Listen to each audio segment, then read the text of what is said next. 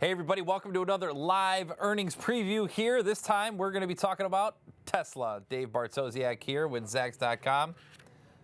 It looks like today's going to be a fun one because everybody loves talking about Tesla for a few reasons. One, this whole electric car thing is pretty exciting, right? Could totally revolutionize the way we're getting from point A to point B.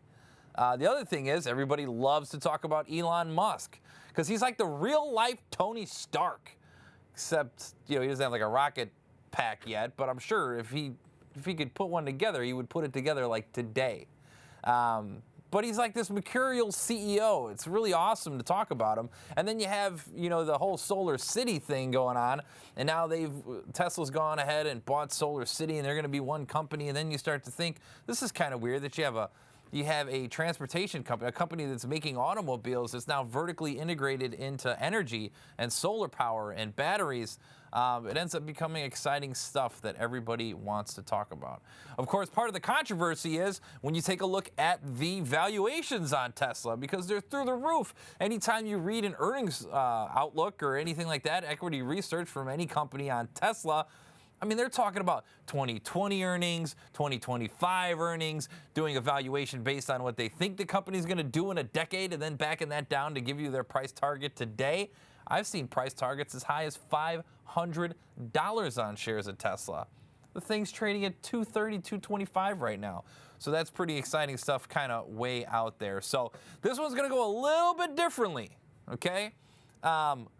I didn't wear my vest today. I want to switch up styles for you a little bit, kind of get a little bit more movement. But the other thing is we're going to take a look at this price consensus and EPS surprise chart for Tesla, but you're going to see, sort of some of the wizardry of Elon Musk, but you're also going to see how maybe this sort of EPS-based model isn't going to work so well for shares of Tesla. We're going to have to be kind of more qualitative and think outside the box. So let's take a look at Zacks.com at our price, EPS, and price consensus and EPS surprise chart. So, as always, the black line here represents the price that corresponds to the right y-axis. And now you see what I'm talking about here with Tesla. Look at the multicolored lines here. These represent the evolution of our Zacks consensus estimate over time. Something I want to point out right away. Look at where these all start. They all start high, and then they end up inevitably coming low. But look at how this growth is kind of baked in, right? People just make these assumptions like, oh yeah, they're going to grow here, and then year over year it'll be this, and then year over year it'll be this.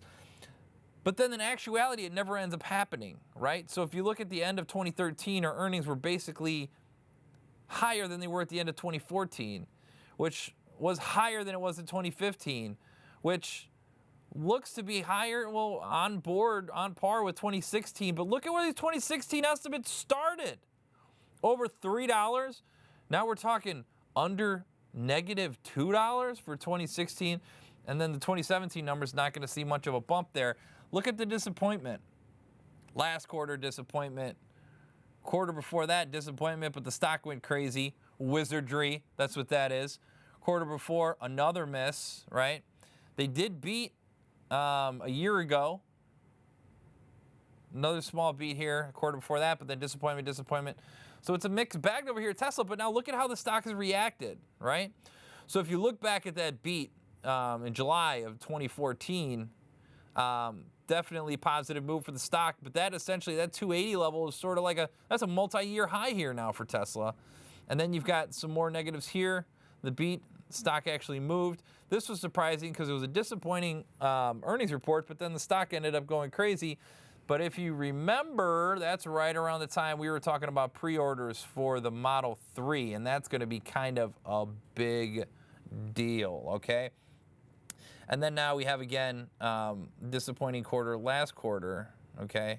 But the stock kind of just went sideways a little bit. So we've been chopping around. Essentially, if you go back to 2014, right? The range of 2014 kind of contracted into 2015 and now has contracted sort of and came down for 2016. So Tesla has bounced around a little bit, but the volatility hasn't been as extreme, save for that run up off of the lows earlier in the year. But again, you got to think about the event that was surrounding that. That's when we were announcing the pre-orders for the Model 3, and that was a huge deal.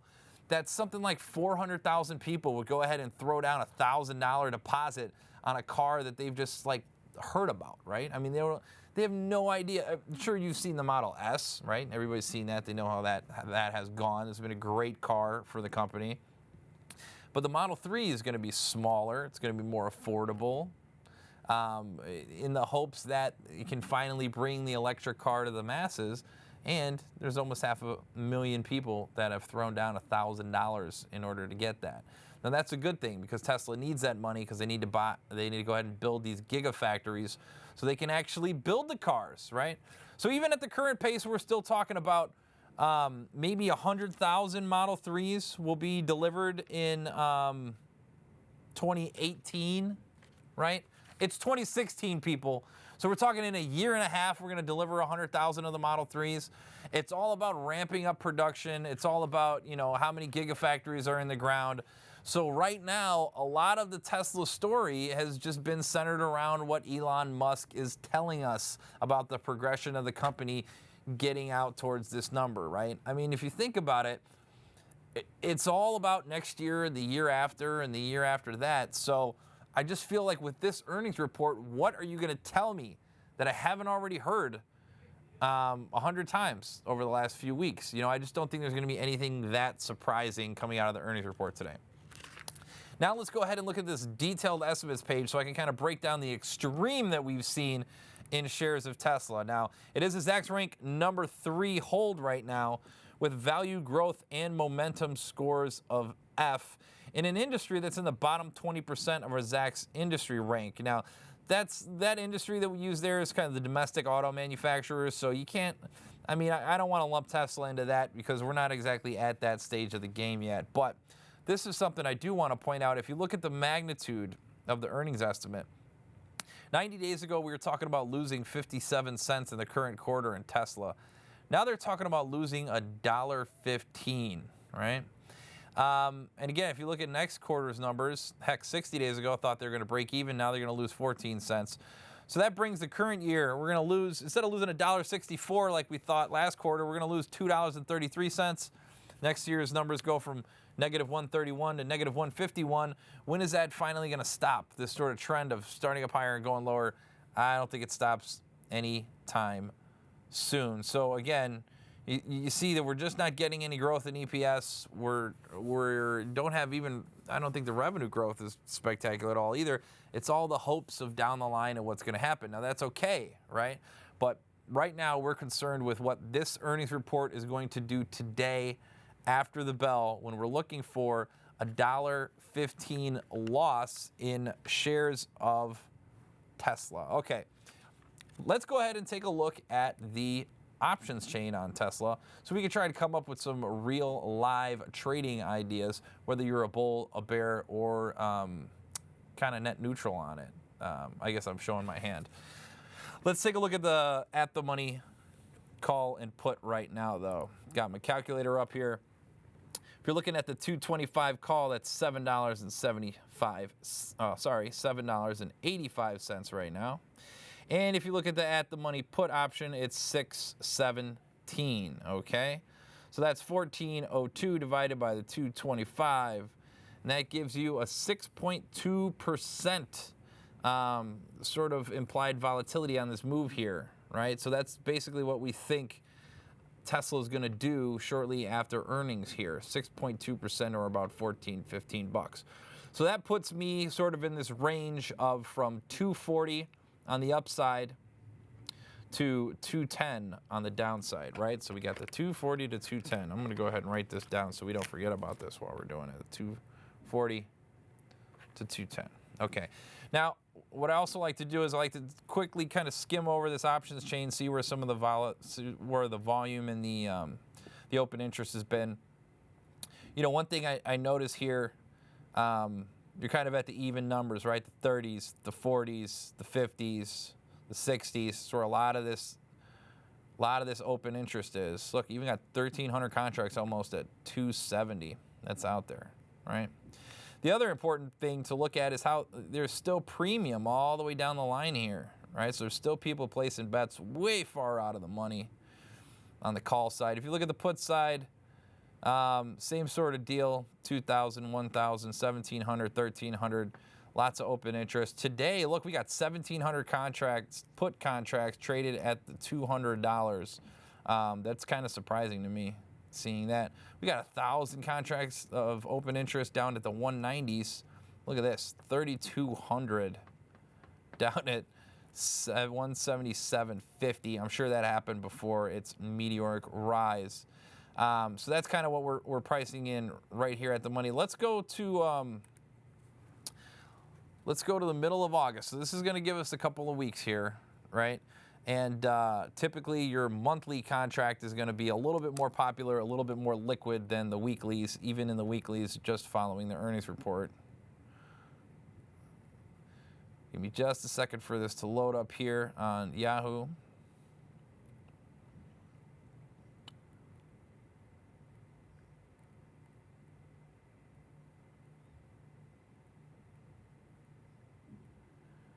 All right, so again, we see the further 3,800 at 210, 3,000 at 215, 3,200 at the 220, 6,500 at 230. Wow. 4,100 contracts of open interest at 250. Okay. Go out to 280s. There's 2,600 contracts. So there's a lot of options activity going around here. Okay. All right. Now, if you're bullish on this trade, what do you want to do? Again, I am a big fan of the call spread, my friends. So that's where I'm going to buy an at the money call. I'm going to sell an out of the money call in the hopes that shares close past the strike price of the out of the money call. Okay? That's on the bullish side. On the bearish side, I'm going to flip-flop it, and I'm going to go ahead and put on a put spread. I'm going to buy an at the money put. I'm going to sell a put further out of the money in the hopes that shares close below that further out strike price at expiration. That way I'll pocket everything that's in there. Okay, now keeping in mind the sort of 240 and 210 level, right, on these contracts. So let's look at the at the money call. Now the at the money call is going to cost me $9.38 right now, about, right? And if you look all the way out to 240, that's kind of what we're pricing in on this move. So what I like to do sometimes is I like to kind of creep back. Rather than saying, okay, the stock definitely does all that movement, what about just half of that? And I want to take a look at what that looks like, right? So if you're halfway in between here, you're talking about the, you know, sort of around this 232.50 range, right? So that 232.50 or maybe the 235s. I like, you know, there's more volume at the 235s. Let's look at the 235s. So I'm going to go ahead and sell the 235. So minus that $4.78 there. So that's $4.60, okay? So I'm going to have $4.60 at risk. That's the most money that I can lose. Now the good news is I can make $5.40. That's the difference between the strike prices minus the money that I have at risk there. So if you look at 540 minus the 460 that I put in. So potential for 117% rate of return as long as shares of Tesla close above 232.50 at expiration on August 19th. So that's the bullish case. Now in the bear case, again, I'm going to look at the at the money put option. So in this case, let's do the 227.50. Again, we were talking 210. Let's go about Let's look at this. We could do 215s. We could do 220s. Which one do we want to do? That's 4. Let's look at the. Heck, let's just do the 217.50s just to keep it easy, right? So 1057 is what I'm going to pay for that 227.50 put. Now subtract the 617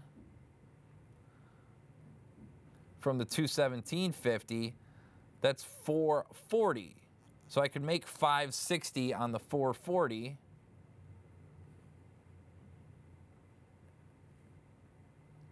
So that's a potential 127% rate of return if shares of Tesla close below 2150 at expiration. So those are a couple of real decent trades, whether you're bullish or whether you're bearish. Now, for me personally, I believe that Tesla shares are not going to rocket higher, and I don't think that they're going to dump much lower. So what I'm going to do is something that we've done a couple times here before, but I'm going to give you the fancy name for it. We're going to do an iron condor, ladies and gentlemen. That's what I'm looking at, an iron condor. So essentially what that is rather than being long this call spread or long this put spread, I'm going to be short a call spread a little further out of the money and short a put spread a little further out of the money. So what that does essentially is, as long as shares of Tesla close, in this case, I'll put it together and show you, between 210 and 245 at expiration, I'll take in all the premium. And if they close above that, that's where I'll start to lose money. If they close below that, that's where I'll start to lose money. And we'll kind of walk you through exactly what I'm looking at. So, back to the options chain here. What I'm going to do is I'm going to go out to, let's go out to 240. Let's do it this way. Let's go out to 240, right? So I'm going to sell that 240 for 329, okay? Then I'm going to buy the 245 for 234.